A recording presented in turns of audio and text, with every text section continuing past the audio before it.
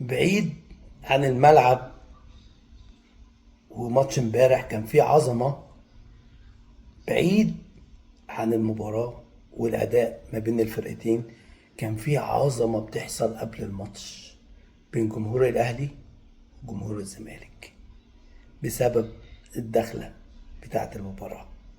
جمهور الزمالك اكتشف أو عرف دخلة الأهلي اللي هي دماغ النسر، وقعد بقى يذلهم بقى يقول له اوه الدخله باظت والنسر طار ومش عارف ايه.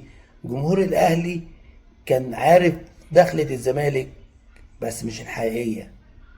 جمهور الزمالك سرب دخلة عشان يشتت بيها جمهور الاهلي. حرب جامدة قوي والله العظيم. المهم ايه، جمهور الاهلي طب قال لك ارفع لو راجل ارفع مش عارف ايه. راح ارترس الزمالك راح رافع الدخلة، حاجة عالمية. جمهور الاهلي صمت رهيب في المدرجات. هتقول له انت بتقول قصة من عندك وبتحكي من عندك، ما تيجي نشوف الفيديو. انجوي.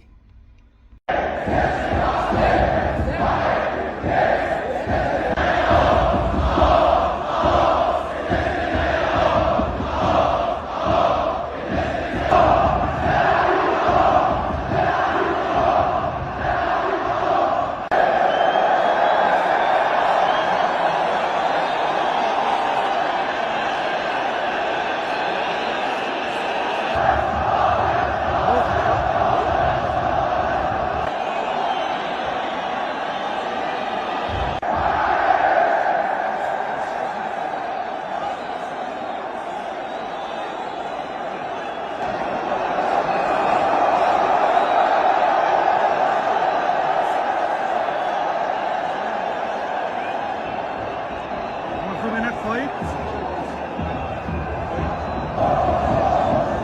الاهلي والدخله باظت برضه.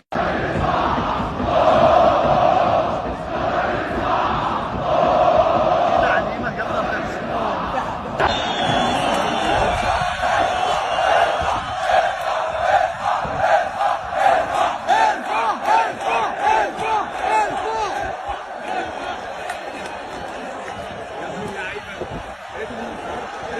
يا ابن اللعيبه يا ابن اللعيبه